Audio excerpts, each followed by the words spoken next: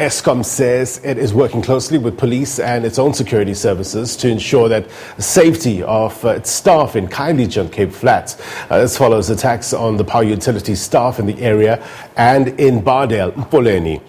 In Khayelitsha, a vehicle was torched, and in Mfuleni, another one stoned in protest believed to be linked to ongoing land invasions. Eskom has now withdrawn its operations in several parts of Khayelitsha and Mfuleni. For more on this story, we're joined by Alwie Lester, Eskom General Manager for Distribution in the Western Cape. Alwie, thank you very much indeed for your time.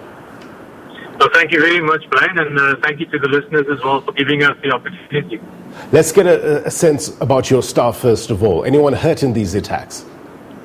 Fortunately, Blaine, no one hurt, but quite heavily traumatized. So we provided counseling for the staff as well as for their families.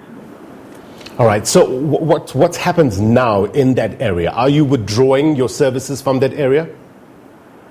Yes, we have withdrawn the services from the area. The customers are still able to log the calls, but we won't dispatch teams until the areas are declared safe. And we have the services of both SABC and our own security to assist us. Right, so once it's declared safe, we'll go back in. So when you say declared safe, what will that mean? Will you need an undertaking from the affected communities that they won't pose any, risk or threat to your staff? Is that what you're looking for?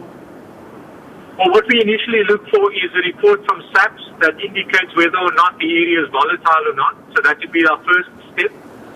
We then supplement that with our own security team going to check the area. And then the third step is, in fact, to liaise with the community so we can assure the safety of our technicians. What sort of information are you getting on the ground with regards to the cause of these protests? Are you putting it to ongoing land invasions, as I read out earlier on? Blade, it does appear as if it's related to that. I don't think it's related to us as Eskom because, we've been providing services to those areas for years. It does seem as if it's come out of the weekend protest and it's spilled over into the week and it's become quite violent this week. Right. Look, so we're talking about several parts of Khayelitsha and Mfuleni. How many households are we talking about here that will be affected? I would estimate, to guesstimate, Blade, that we would be talking in excess of about, and I'm talking about total households, not necessarily faults in the area, but the household numbers that we speak about are probably in excess of 40,000. But if I look at the faults in the area, we probably have less than 100 faults that we're dealing with. Right.